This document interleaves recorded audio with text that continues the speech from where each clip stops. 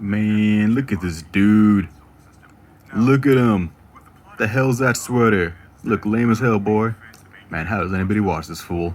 Hey everybody, so I just completed my first year of YouTube. Hey!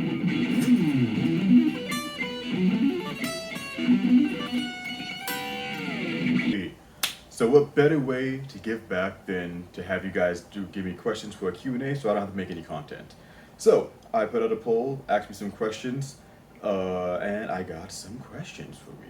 So let's start this off. So from good friend of the channel and personal friend, George Solis, and author of that one book that people like, if your life was an anime, what would it be called? You idiot is my response to you and the name of my anime. Electric Sheep Books. Cool friend. I'm gonna read this trilogy eventually. I'm just kinda stacked for this year. But books that had the biggest impact in your life and author that has been an inspiration to you. Oh, book that had the biggest maybe The Prague Cemetery. Because after I read that book, I read that during the Trump administration, and just how it dealt with anti-Semitism, the racism, how profitable fake news is and how it's created. It was just so pertinent for the time, and having some Jewish identity myself, seeing how that was created and the effects of it in the long term with the creation of the Protocols of Zion, just such a monumental and important book to me, and it really just broke everything down in a beautiful level. I really got to review that for the channel. Ulysses Brando, if I said that correctly, on Instagram asked me 3 questions, so he's gonna get all 3 of them. Books that should be adapted into movies and by which directors?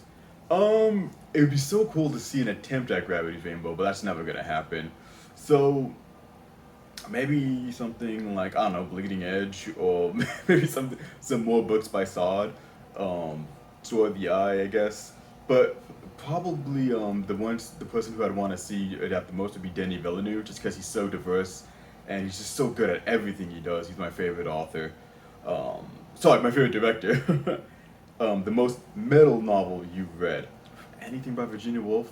Duh. No, I'll probably have to say, I guess I'll just go by death metal category and say, again, Market de Sade or Story of the Eye, or The Torture Garden is a great one. That one starts off like an early 1900s kind of film, and then just devolves into violence in such a beautiful way and a harsh way at the same time. And top 5 novels, I don't really have a strong top 5. Probably anything up here, but I would definitely say for number 1, Mason and Dixon. Beautiful novel, gorgeous. Favorite Pinch novel. Favorite novel? If you disagree with me, you have to disagree with Harold Bloom as well. At Dylan Reed's, book the author that surpassed your expectations the most.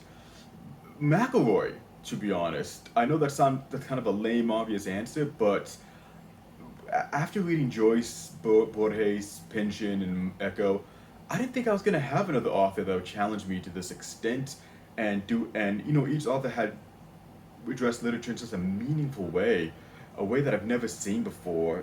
I was a beginning reader still, but a way that I've never seen before, and done just such an exceptional level. And to see McElroy do that with Cognition surprised me, and when I get a second bookcase, he's gonna be up there as well. So McElroy easily. Another one from Ulysses Brando. If you can organize a table with 3 authors, which would they be and which theme to discuss? Okay, so I'm gonna cheat here. Obviously I'm gonna choose Thomas Pynchon because, so rare. If you even see him in person. I have a story. One time I was at the airport and the announcer was like, somebody left their sunglasses, harmonica, and ukulele, please come get it. And I was like, that has to be Pynchon. But, so I'll say Thomas Pynchon, but I'm gonna cheat here. I'm gonna go with the composer, Leo Ornstein. Favorite composer. Beautiful music, so dissonant, and when he does do tonal stuff, so beautiful, adds Jewish flavor into there as well. You gotta listen to him. But I would do Leo Ornstein, and for the third one, I don't know, man. Market de Sade, let's go with that, because he's a crazy man. By friend of the channel, Book Rubber 2, when will you review books by my favorite author, Haruki Murakami? How much money do I owe for rent? That would be the question. How desperate I am It's like, oh my god, I'm fired from my job, laid off, or something went wrong, so now I'm gonna have to do book two full time. That's when you're gonna see the Murakami reviews. Um, Describe moments of synchronicity and simultaneity in books that you've read by El Niara. Oh my god, I'm sorry if I pronounced your name wrong, man, but I know who you are. Ah, man, I have so much. Last year I had a whole bunch. I was just readdressing things with gender, and things I learned in college. Just kind of rereading a lot of stuff, and just rereading up stuff on feminist literature, rereading stuff on like biology and statistics that we see, and simultaneously reading stuff like Laura Holick was very important, to that discussion, or Short Rumbling, um, and just seeing like the different permutations and saying like, hey, there is an idealized world we have out there, but is that necessarily applicable to our reality? And the answer is probably no, unfortunately. So just reading stuff like that, those moments of synchronicity, or when I got out of college and I was reading James Joyce, and Dubliners and Portrait of Artist Young Man, I just cannot stop visualizing myself. Like in Portraits for Artists, I kept seeing there's one part where he's in a play and he's walking around the school before the play starts, and I just could not help but imagine myself walking around my middle school. It just those books had all of my adult fears into a book, and it was like an intense sort of therapy reading those books. So that'd be my example. At Levity Books, a friend of the channel as well. He has a YouTuber channel as well, so check it out. What was your favorite book when you were a teenager? Alright, guys, real talk. I was a nerd, man. I didn't read when I was a teenager, only like for class assignments. I did read uh the Mega Man, the one with Will Smith with all the zombie vampires. I read the original book of that one, and that was great. I liked that one a lot. Then I read 12 Seconds to Midnight. I'm like, yeah. But no, man, I was playing Monster Hunter. I put 500 hours into Monster Hunter Freedom for the PSP, and oh, that game is so glitchy, and the hitboxes sucked. Plesioth was just a nightmare to fight. But my favorite army was Plecephalos armor because it was pink. But I played a lot of video games, so I wasn't really a reader. But the book that was probably my favorite was, this is gonna sound very cliche, but Of Mice and Men. That was such a beautiful novel and so heart wrenching. Like I remember I knew the ending of it beforehand because my aunt showed us the movie. I didn't watch the whole movie, but I was so curious about the ending. Like, why did he kill his friend? And spoilers. And I just couldn't get out of my mind. And when I read the actual book, he was even sadder. So that was a great book. Other books I read in high school was so trash. Like, well, one like a guy who didn't like his dad, so he fought him after a party at school because he drank a bunch of alcohol that was in the punch. Another story about a Cambodian girl coming to America, which should be a good story right there. But then it's like, oh, nobody understands me. Oh, well, I don't see why these Americans, they just talk back to their teacher. Why is everything so bad? Meanwhile, somebody from like the head of the football team's crushing on her. She has all these friends. She has good grades. Like, woman, what is your problem? You adapted American life so well. And like, I get it. Like, hey, been the horrors of war, like, the cultural shock and everything. I get that. But the book wasn't about that. It was such a dumb, why stuff. So, Of Mice and Men. Oh, also that one book with that dweeb, Catcher in the Rye. That book sucked. I was like, ah, that guy was just such a dweeb. I couldn't relate to the book at all.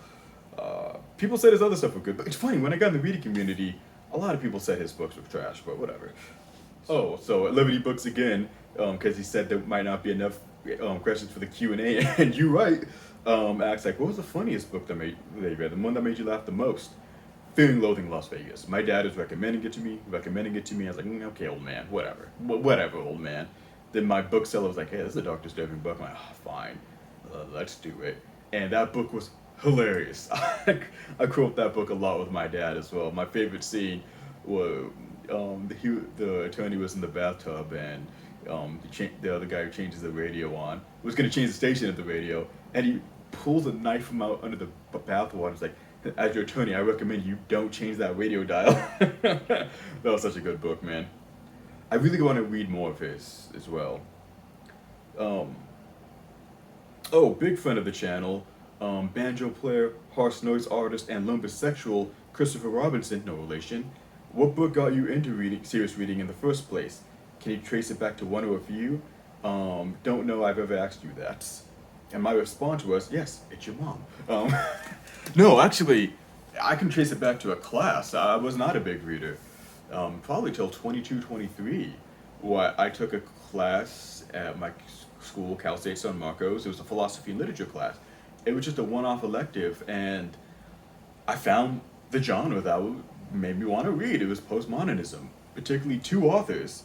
The first one, oh my god, was Haruki Murakami with Hallboy, Wonderland, and the End of the World. I thought that book was so cool.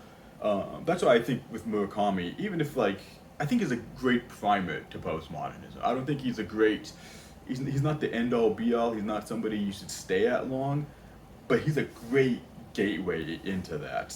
His prose is pretty simple, his plots are pretty fun, and like that mundane nothingness that you see done a lot better by DeLillo and McElroy. You know, he's a great intro to that, but his work sucked after that. And the other one, and I could trace it down to one story, would be Luis Borges, and that would be the Toln story where the encyclopedia comes to real life. I did not understand that one when I read it. When I read the Wikipedia afterwards, it blew my mind. And after that, I was just hooked.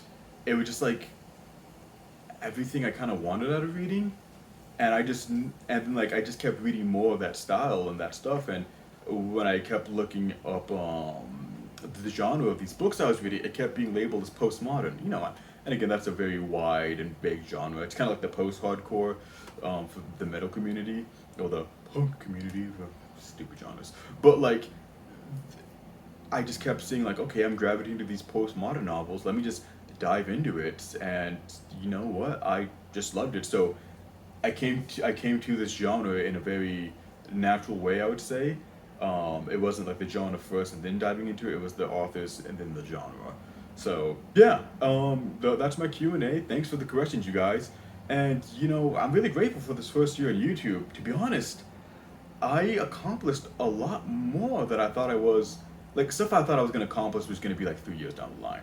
Getting comments, talking to authors. Like I'm friends with Samuel Delaney. Weird. Friends with George Solis. Not as weird. We're both idiots. But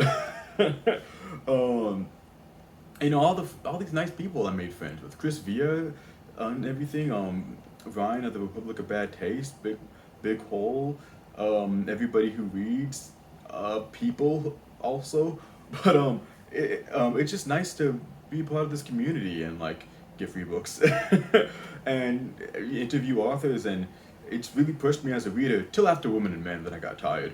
But yeah, I'm just really grateful for all these experiences, and I'm gonna keep doing this, and you know, thank you for all the support, everybody. I feel like I should say something better than that for the ending. Infinite Justice Lane.